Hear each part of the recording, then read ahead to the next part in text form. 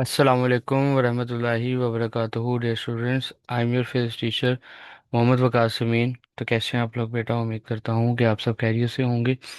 तो आज का जो लेक्चर है बेटा इंस्टेंटेनियस वेलोसिटी से रिलेटेड है। हमने इंस्टेंटेनियस वेलोसिटी फाइंड आउट करनी है। किसकी फाइंड आउट करनी है? प्रोजेक्शन की। किसके प्रोजेक्शन की?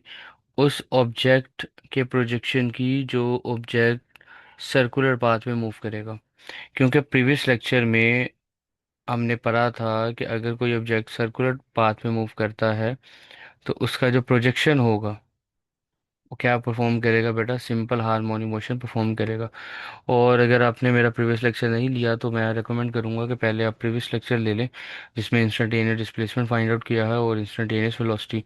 ये जो टॉपिक है इंस्टेंटेनियस एक्सेलरेशन, ये उसी का पार्ट है। तो बेहतर यही होगा कि पहले वो एक दफ़ा सुन लें आप, और उसमें काफ़ी चीज़ें क्लियर हो जाएंगी। तो बेटा अगर कोई ऑब्जेक्ट सर्कुलर ट्रैक पे मूव करता है तो उसमें एक एक्सेलरेशन प्रोड्यूस होगा, और उसे आप कहते हैं सेंट्रीपिटल एक्सेलरेशन। तो पार्टिकल सॉरी ऑब्जेक्ट जब पॉइंट पी पे होगा तो उसके पास जो एक्सेलरेशन होगा वो एपी होगा, सेंट्रीपिटल एक्सेलरेशन। और उसकी डायरेक्शन कहाँ पर होगी बेटा? Toward the centre. अब मुझे इसके कंपोनेंट्स बनाने हैं, सबसे पहला काम तो यही है। और इस ऑब्जेक्ट का जो प्रोजेक्शन गिरेगा वो यहाँ पे गिरेगा। किस पॉइंट पे गिरेगा? इस पॉइंट को हम क्यों कह देते हैं, ठीक है। अब ऑब्जेक्ट जैसे जैसे सर्कुलर ट्रैक पे मूव करेगा, ये प्रोजेक्शन जो है ना, ये एक्स एक्सिस जो ए बी डायामीटर है इसके अलोंग जो है ना, ये सिंपल हार्मोनिक मोशन परफॉर्म करेगा इसका प्रोजेक्शन। अब इस प्रोजेक्शन का एक्सेलरेशन हमें फाइंड आउट करना है, ठीक है। प्रॉब्लम समझ आ गई आपको? ये जो प्रोजेक्शन है इसका हमने एक्सेलरेशन फाइंड आउट करना है, और इसके एक्सेलरेशन की डायरेक्शन भी किधर है? सेंटर की तरफ है। अब जब हम ए पी के कंपोनेंट्स बनाएंगे, लाइक ये ए पी था और इसका ए कंपोनेंट बनेगा ये एक्स एक्सिस के अलोंग, और ए कंपोनेंट बनेगा वाई एक्सिस के अलोंग। अब ये जो हॉरिजॉन्टल कंपोनेंट है इसको मैं यहाँ नीचे ड्रॉ कर देता हूँ। तो आप देखेंगे ये यही वाला कंपोनेंट बनेगा, क्यू ओ वाला। यानी जो एपी का एक्स कंपोनेंट है ये प्रोजेक्शन के अलोंग होगा, ये डायमीटर के अलोंग होगा, ये ए बी लाइन के अलोंग होगा। और मुझे यही फाइंड आउट करना है। मुझे इसी प्रोजेक्शन का एक्सेलरेशन फाइंड आउट करना है। और प्रोजेक्शन का जो एक्सेलरेशन है और ओ पी का जो हॉरिजॉन्टल कंपोनेंट है वो अलोंग है सेम डायरेक्शन में, तो मैं ए एक्स फाइंड आउट कर लूँगा। जो एक्स आएगा वही प्रोजेक्शन का एक्सेलरेशन आएगा। आई होप कि ये बातें जो है ना ये समझ आ गई हैं आपको। तो बेटा स्टार्ट करते हैं। तो पॉइंट पी पे ऑब्जेक्ट का जो एक्सेलरेशन होगा सेंटीमीटर एक्सेलरेशन, उसको मैं मेंशन करता हूँ। वो एक्सेलरेशन होगा बेटा R omega square.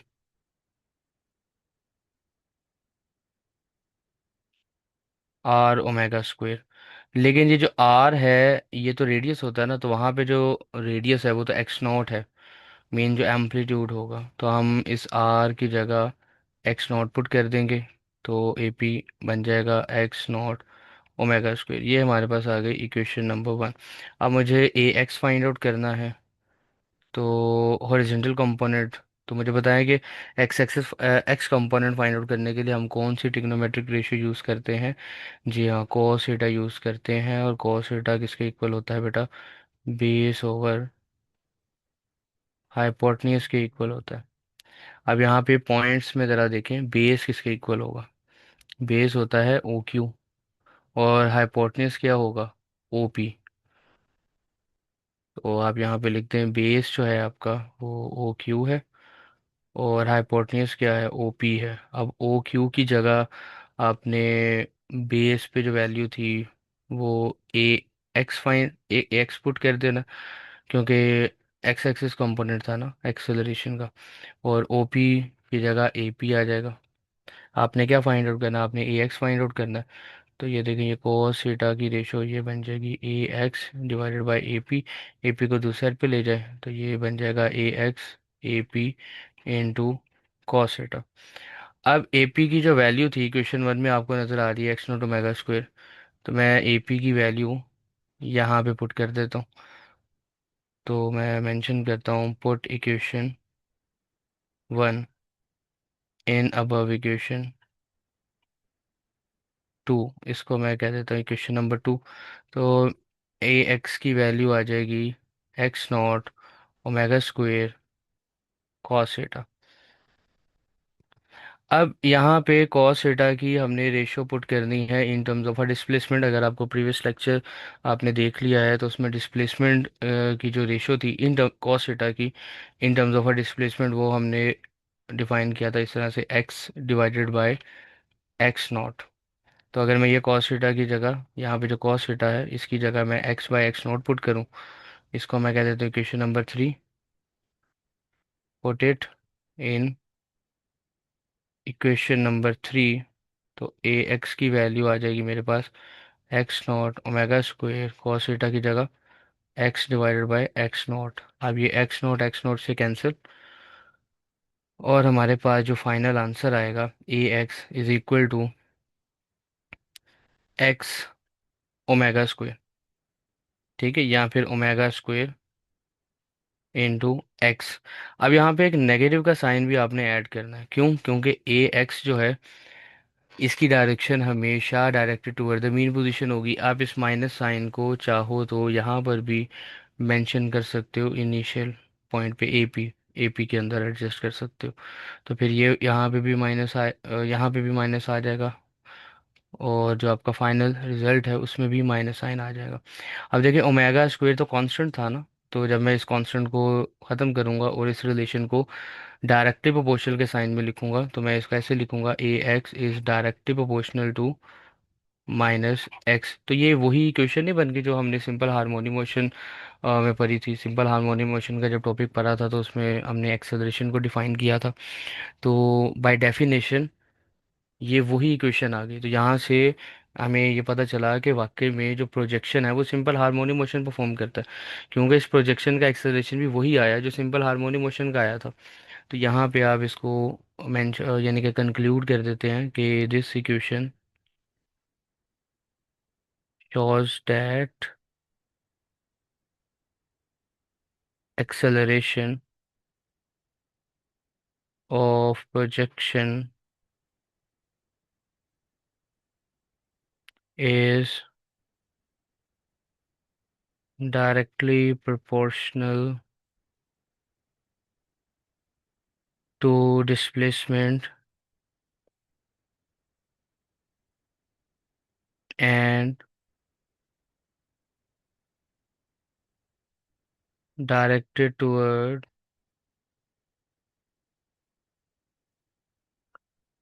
mean position। आई होप कि लेक्चर समझ आ गया। अब इसी इक्वेशन को हम फर्दर जो है ना, ये मीन्स के मीन पोजीशन भी, मीन पोजीशन पे एक्सेलरेशन हम फाइंड आउट कर सकते हैं। अगर आपको याद हो मीन पोजीशन पे एक्सेलरेशन की वैल्यू क्या थी बेटा? ज़ीरो थी। क्यों ज़ीरो थी? क्योंकि आप ज़रा देखें मीन पोजीशन पे एक्स की वैल्यू क्या होती है? ज़ीरो। और हमने जो एक्सेलरेशन का फार्मूला ड्राइव किया माइनस ओमेगा स्क्वायर एक्स, अगर मैं एक्स की जगह ज़ीरो पुट करूँ तो मेरे पास ए की वैल्यू भी क्या आ जाएगी? ज़ीरो आ जाएगी। तो ये बात हमने ऑलरेडी डिस्कस की हुई है कि मीन पोजीशन पे एक्सेलरेशन कैसे ज़ीरो होता है, और यहाँ पे मैथमेटिकली भी हमने इस तरह से डिफाइन कर दिया। इसी तरह एक्सट्रीम पोजीशन पर भी आप एक्सेलरेशन डिफाइन कर सकते हैं। एक्सट्रीम पोजीशन पे एक्सेलरेशन मैक्सिमम था, तो एक्सट्रीम पोजीशन पे एक्स की वैल्यू होगी एक्स नॉट, और अगर मैं एक्स की वैल्यू इसी फार्मूले में पुट कर दूं, ए का जो फार्मूला था minus omega square x, x की जगह मैं एक्स नोट पुट कर दूं, ओमेगा स्क्वायर एक्स नोट हो जाएगा। तो ये नॉट इक्वल टू ज़ीरो है। तो मीन्स के एक्सट्रीम पोजीशन पे एक्सेलरेशन मैक्सिमम होगा, और मीन पोजीशन पे एक्सेलरेशन क्या होगा? ज़ीरो होगा। अब बेटा तवज्जो करनी है आपने, बहुत ही इंपॉर्टेंट पॉइंट मैं अब डिस्कस करने लगा हूँ, तो केयरफुली आपने इन चीज़ों को समझना है। प्रीवियस लेक्चर में जब हमने इंस्टेंटेनियस डिस्प्लेसमेंट निकाला, इंस्टेंटेनियस वेलोसिटी निकाली, और अब इंस्टेंटेनियस एक्सेलरेशन निकाला, तो इन तीनों में हमने इस बॉडी का जो प्रोजेक्शन लिया वो हमने एक्स एक्सिस पे लिया। ठीक है, ये प्रोजेक्शन हमने लिया एट अ पॉइंट क्यू। और हमने क्या फाइंड आउट किया? हॉरिजॉन्टल कंपोनेंट फाइंड आउट किया। हॉरिजॉन्टल कंपोनेंट फाइंड आउट करने के लिए हमने कॉस थीटा की रेशो ली, इस तरह से एक्स बाय एक्स नोट किया, और एक्स की जो इक्वेशन बनी वो बनी थी एक्स नॉट कॉस थीटा। और इसी तरह वेलोसिटी भी निकाली बाय यूजिंग दिस कॉन्सेप्ट, और एक्सेलरेशन भी निकाला बाय यूजिंग दिस कॉन्सेप्ट। लेकिन अगर हम इसका प्रोजेक्शन वाई एक्सिस पे ले लें एट अ पॉइंट एन पे, तो क्या होगा, तो कैसी इक्वेशन बनेगी। तो बेटा ज़रा तवज्जो करनी है आपने। अब इस सिनेरियो में ज़रा देखें, ये आपका एम्पलीट्यूड था, और अब इसके आपने कंपोनेंट्स बनाए। ए कंपोनेंट आपका जो है वो ये बन जाएगा,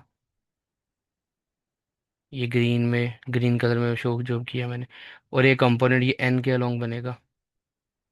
पहले आपने जब एक्स एक्सिस का प्रोजेक्शन निकाला था तो ये वाला कंपोनेंट डिफाइन किया था, लेकिन अब आप क्या करेंगे, अब ये वाला कंपोनेंट आप फाइंड आउट करेंगे, अब वाई एक्सिस वाला करेंगे।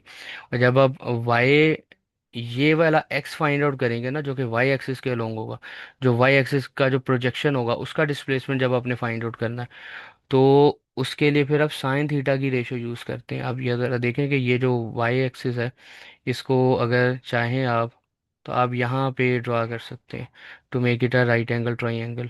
तो आप देखें कि ये एक राइट एंगल ट्राइंगल बन गई। ये एंगल बनेगा थीटा, थीटा के सामने वाला ये कंपोनेंट बनेगा। इसको निकालने के लिए आप क्या करेंगे, साइन थीटा यूज़ करेंगे।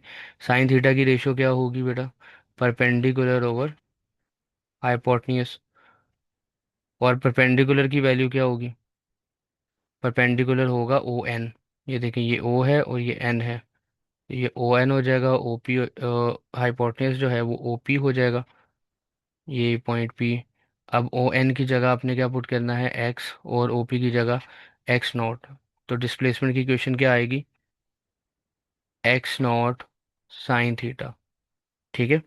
तो ये वाली क्वेश्चन भी ठीक है, ये वाली क्वेश्चन भी ठीक है। अगर एमसीक्यूज समटाइम इस तरह से एमसीक्यू से पूछा जा सकता है, विच इक्वेशन शो इंस्टेंटेनियस डिस्प्लेसमेंट, तो ऑप्शन ए में आपको ये दिया हो, ऑप्शन बी में आपको ये दिया हो, और ऑप्शन सी में बोथ का ऑप्शन हो, तो आपने बोथ पे टिक करना है।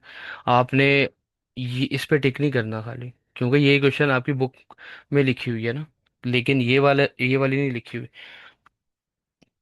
लेकिन अगर आप सिनेरियो को थोड़ा सा चेंज कर दे तो ये इस इक्वेशन को भी आप प्रूव कर सकते हैं। तो ये भी इक्वेशन ठीक है। ये तब होगी जब आपने प्रोजेक्शन वाई एक्सिस पे लेना है, और ये तब होगी जब आपने प्रोजेक्शन एक्स एक्सिस पे लेना है। तो बोथ इक्वेशंस आर करेक्ट। तो आई होप कि ये कॉन्सेप्ट आपका क्लियर हो चुका होगा। अब आते हैं बेटा एग्जांपल नंबर 14.3 पे। और एग्जांपल में वो मेंशन करता है 0.2 kg mass is attached to a spring with a spring constant of 10 Newton per meter। Math भी आपको गिवन है, कांस्टेंट भी गिवन है।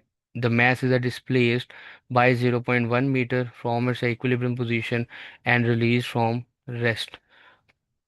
तो इसको सिचुएशन वाइज कंसिडर करते हैं। देखें बेटा कि एक स्प्रिंग था, और स्प्रिंग के साथ एक मैस अटैच है, एक बॉडी अटैच है। आपने इस बॉडी को क्या किया है, डिस्प्लेस किया है। कितना डिस्प्लेस किया है, 0.1 मीटर तक। तो ये इसका क्या आ गया, एम्पलीट्यूड आ गया। और अब आपने फाइंड क्या करना है, एक्सेलरेशन फाइंड आउट करना है एट द 0.05 पॉइंट, और फिर आपने वेलोसिटी भी फाइंड आउट करनी है एट द 0.05 मीटर पे। तो सबसे पहले तो आप फाइंड आउट कर लें बेटा, वेलोसिटी फाइंड आउट कर लेते हैं हम। चाहो तो पहले ओमेगा की वैल्यू भी फाइंड आउट कर सकते हो, आपको ओमेगा की डायरेक्ट वैल्यू पुट करने का मौका मिल जाएगा।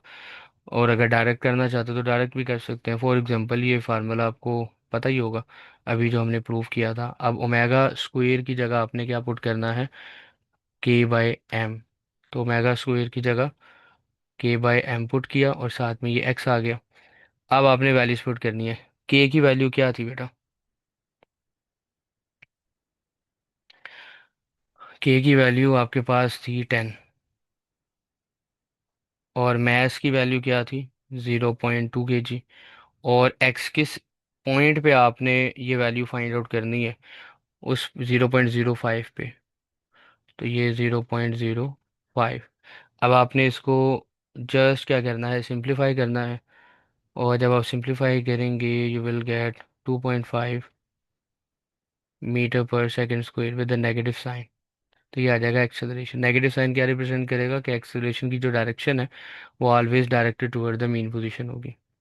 फिर जो सेकंड केस है हमारा वेलोसिटी, वेलोसिटी भी हम इसी तरह फाइंड आउट करेंगे। वेलोसिटी का फार्मूला हमने क्या प्रूव किया था, omega under root X naught square minus X square. Omega की वैल्यू क्या आएगी, under root k by m into X naught square minus X square. अब आपने वैल्यूज पुट करनी है। के की वैल्यू क्या है बेटा, 10 है। मैस की वैल्यू, मैस आपको गिवन था 0.2, ये 0.2 आ गया। एक्स नॉट एम्पलीट्यूड, एम्पलीट्यूड आपका था 0.1 था, माइनस इसका स्क्वायर भी लेंगे।